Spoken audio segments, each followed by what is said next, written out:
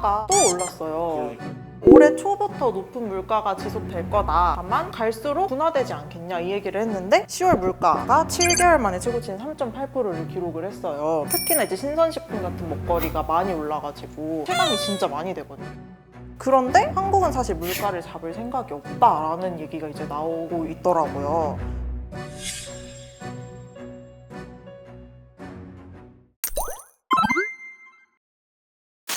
한국은행이 기준금리를 지금 계속 동결을 해서 국민들은 물가 잡겠다고 정부가 얘기만 하지 사실은 물가 잡을 생각이 없는 거 아니냐 화를 내고 계시더라고요.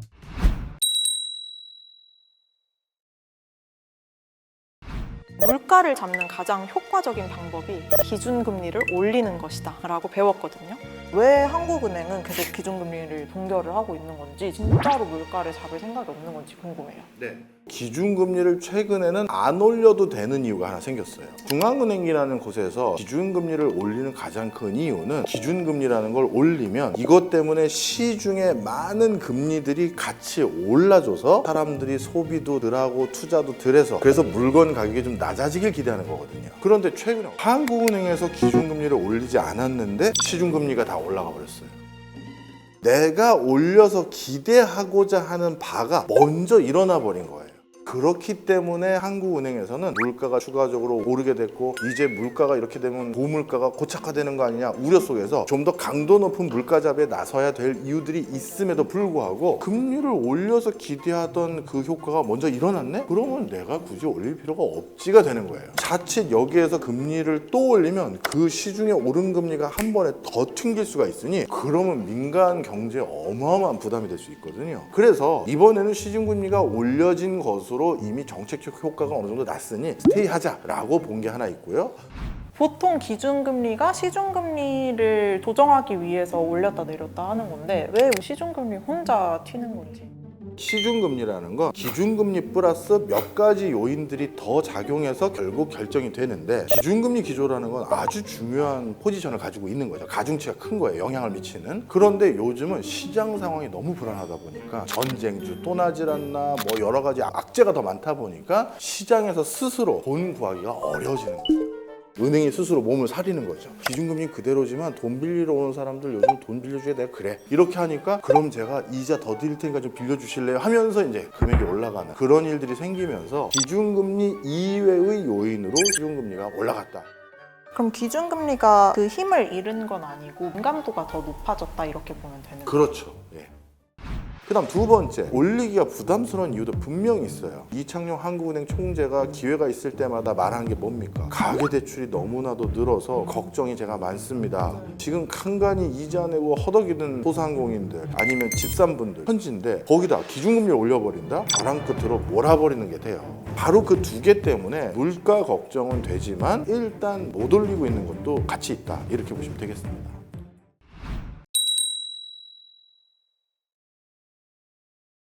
걱정이 된다는 거는 사실 저도 이해는 돼요. 하지만 한국은행의 존재 목적이 무엇이냐? 물가 안정이잖아요. 2%대의 물가를 잡는 게 한국은행의 제1의 원칙인데 맞아요. 국민들이 굉장히 화를 내고 있어요. 기준금리와 물가 그리고 가계 부채가 어떻게 구체적으로 움직이고 있길래 한국은행이 그렇게 주저하는지 그게 궁금해요. 한국은행에서 이번에 특히 물가가 올라간 요인들을 좀 살펴봤어요. 시중의 유동성을 더 줄였을 때 가격이 다시 낮아질 수 있는 요인들의 품목들이 아닌 경우가 많은 거예요. 대표적으로 신선식품이나 이런 것들은 시즈널한 상품들이기 때문에 가격이 떨어졌다고 가격이 올라갔다고 이걸 단기간에 공급할 수 있는 게 아니잖아요. 농산물은 재배하는 시간이 있기 때문에. 그리고 이것은 유동성의 어떤 과잉 공급이나 과소 공급이나 이런 것들로 인한 시세 변화가 아니라 이상 기온이라든가 근로자 수급이라든가 외국인 근로자에 대한 인건비라든가 다른 부분으로 일어난 요소가 많기 때문에 굳이 이거는 금리를 올려서 다자될 수 있는 품목들이 아니다라고 판단한 게 일부가 있는 거예요. 이 물가는 내 요인이 아니야. 지금 다른 요인 때문에 생긴 거야. 그럼 한국은행은 다른 걸 더 많이 쳐다보면서 그대로 유지한 건데 한국은행이 이 통계를 집계한 이후 최고치를 찍고 있는 기업 파산, 좀비 기업 숫자 이런 것들이 늘고 있는데 거기다가 이자 부담을 더 많이 해주는 건 다시 언젠가 봄이 왔을 때 그 봄이 왔을 때 움직일 수 있는 플레이어들이 완전히 사라져버리는 상황을 만들 수가 있다는 거죠. 그러니까 경제를 사막화 만들 수도 있는 요소라고 생각한 거예요. 그 다음에 그동안은 정부와 좀 발맞췄던 것도 있어요. 정부 쪽에서 하느는 그러면 동결을 하시면서 소상공인들, 어려운 중소기업들 이 사람들이 이자 감내할 수 있도록 버텨주십시오. 저희가 갑질 아닌 갑질 하겠습니다. 적정하게 가격을 좀 내리든지 해서 대응을 해 줬으면 하는 바람입니다만.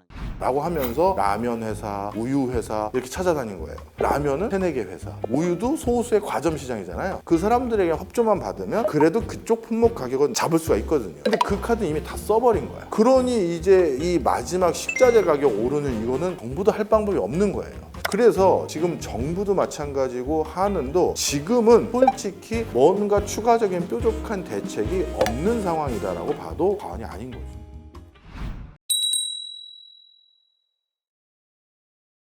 그러면은 말씀하신 게 정부 사이드에서도 할 수 있는 거 다 썼고 네. 한국은행도 더 이상 금리를 올리기가 굉장히 부담스럽다. 그러면 물가는 앞으로 어떻게 되는 건가요? 더 악재가 기다리고 있어요. 사실 그동안 공공요금 인상 제대로 내실 있게 안 반영하고 뒤로 미뤄왔잖아요. 전기요금 원래 이만큼 올려야 되는데 요만큼만 올리고 일단 다음으로 미루겠습니다. 가스요금, 지하철요금, 버스요금 줄줄이 지금 준비하고 있는 게 있는데 이 고물가 기조가 굉장히 긴 꼬리로 계속될 가능성이 높아요. 러시아 우크라이나 전쟁 이후 지금 중동발 새로운 악재가 또 터졌죠. 그 다음에 지금 갑자기 또 미얀마에서 또 내전이 일어나기 시작했어요. 국제적인 경제의 혹한기가 도래하고 나면 그 다음엔 항상 소요가 일어났어요. 글로벌 금융위기 뒤에 뭐가 일어났죠? 아랍의 봄, 자스민 혁명이라는 전쟁들이 일어났잖아요. 이번에도 코로나19 등등으로 인한 개도국들의 침체, 거기에다가 러시아 우크라이나 전쟁이 거기에 다시 한번 방점을 또 찍어버렸죠. 많은 국가에서 청년 실업률이 20%를 넘어간다든가 나라의 화폐 가치가 종이 조각이 된 나라가 많거든요. 그런 나라에서 계속 소요가 일어날 거예요. 그러면 전 세계가 밸류체인으로 엮여져 있는 지금의 상황에서 미얀마에서 수급받거나 미얀마를 통해서 우리가 조달받았던 것도 단절되면 가격 급등하는 거고, 앞으로 고물가 기조는 상당히 긴 꼬리 형태로 이어질 가능성이 많다. 그리고 정부나 중앙은행에 기대할 수 있는 것도 사실상 없다? 지금으로서는 뾰족한 수가 없어 보이는데요.